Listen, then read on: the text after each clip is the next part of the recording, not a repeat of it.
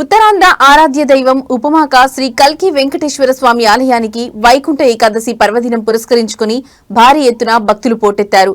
పెద్ద సంఖ్యలో పాల్గొన్న భక్తులకు స్వామివారి దర్శనం కలిగేలా ఆలయ అధికారులు, అర్చకులు ప్రత్యేక ఏర్పాట్లు చేశారు. ఈ ఆలయానికి వచ్చే భక్తులకు ఎటువంటి ఇబ్బందులు తలెత్తకుండా ఉండేలా నక్కపల్లి సర్కిల్ ఇన్స్పెక్టర్ మురళి ఆధ్వర్యంలో బందోబస్తు నిర్వహించారు. అనంతరం స్వామివారిని దర్శించుకున్న భక్తులు అన్న సమారాధనలో పాల్గొని స్వామివారి తీర్థ ప్రసాదాలు స్వీకరించారు. దీనిపై ఉపమాక ప్రధాన అర్చకులు ప్రసాదాచార్యులతో మా విశాఖ ప్రతినిధి Satyanarayana face to face. Venkateswara Swamy ఆలయం అయితే కనుక ఈ రోజు భక్తులతో కిటకిటలాడుతుందని చెప్పాలి.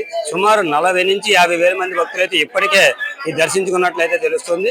దీని గురించి మరింత సమాచారం అయితే కనుక మనకి ఉపమాక దేవాలయం ప్రధాన అర్చకులు ఎవరైతే ఉన్నారో ప్రసాదాచార్యులు గారు అయితే మనతో పాటు ఉన్నారో ఆయన్ని మరిన్ని వివరాలు అడిగి ఈ వైకుంఠ ఏకాదశి రోజున అయితే కనుక ఈ కార్యక్రమం విశిష్టత ఏంటనేది ఆయన అడిగి తెలుసుకునే ప్రయత్నం చేద్దాం. సార్, ఈ రోజు ముక్కోటి ఏకాదశికి ఇలాంటి ఎంత ప్రాధాన్యత సంతరించుకోవడానికి కారణం ఏంటి? ఈ ఆలయం కొన్న ప్రసిద్ధి ఏంటి? జై శ్రీమన్నారాయణ. మన ఉప్పాక గ్రామంలో ఉన్నటువంటి కల్కి వెంకటేశ్వర స్వామి వారు కృతయుగం నాటికి వెలిసినటువంటి కలియుగానికి కావలసినటువంటి అవతారమూర్తి. ఈ స్వామి నిత్యం ఉత్తర ద్వార దర్శనాన్ని అనుగ్రహించి ఉన్నారు ఈ ఆలయంలో. ఆ ఉద్దేశంతో భక్తులందరికీ కూడా ఎప్పుడూ ఉత్తర ద్వార దర్శనం అనుగ్రహం ఉంది కాబట్టి అందులో ఈ రోజు ప్రత్యేకంగా వైకుంఠ శుద్ధి ఏకాదశి పర్వదినాన్ని స్వామివారిని దర్శించుకుంటే ఎంతో భాగ్యం, పునర్జన్మ ఉండదనే ఉద్దేశంతో అశేషంగా భక్తులు ఈ ఆలయానికి రావడం జరిగింది.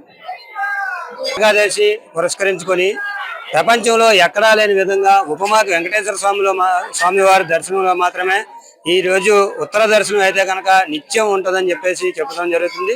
ఈ ఆలయం అయితే కనుక 6వ శతాబ్దంలోనే పుట్టబడిందని చెప్తున్నారు. ఈ ఆలయం యొక్క ప్రతిష్ఠ ఏంటి, ఎప్పుడు ఇదైందనే విషయాలు కూడా మరిన్ని అడిగి తెలుసుకున్నాం. సరే, ఇది కంటే ముందే ఈ ఆలయం విశిష్టత ఉందని చెప్పేసి చెప్తున్నారు. దాని గురించి మీరేమంటారు? ఇందాక చెప్పినట్టుగా స్వామివారు 4 యుగాల్లో మొట్టమొదటి యుగం నాటికే, కృతయుగం నాటికి ఈ ఆలయంలో ఈ స్వామివారు వేయించేసి ఉన్నట్టుగా మనకి క్షేత్ర విశేషం.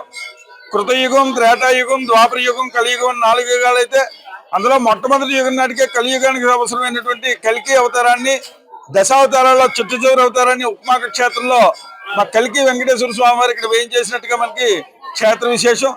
అందువల్ల ఇక్కడ స్వామివారు ఈ కల్కి వెంకటేశ్వర స్వామి అవ్వడం, అందులోనూ ఉత్తర ద్వారాన్ని నిత్యం ఇవ్వడం వల్ల ఈ ఆలయానికి అశేషంగా భక్తుల యొక్క తాకిడి ఉంటూ ఉంటుంది. అందులో ఈ రోజు వైకుంఠ శుద్ధి ఏకాదశి పర్వదినం కూడా కావడం వల్ల ఈ ఉత్తర ద్వార దర్శనం కోసం భక్తులు ఇంతమంది ఈ ఆలయానికి రావడం జరుగుతుంది.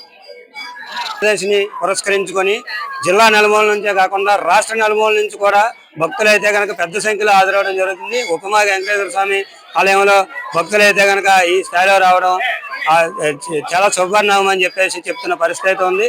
కెమెరామెన్ సాయితో సత్యనారాయణ, భారత్ టుడే, విశాఖపట్నం. ఇంకా చెప్పలేదు కదా,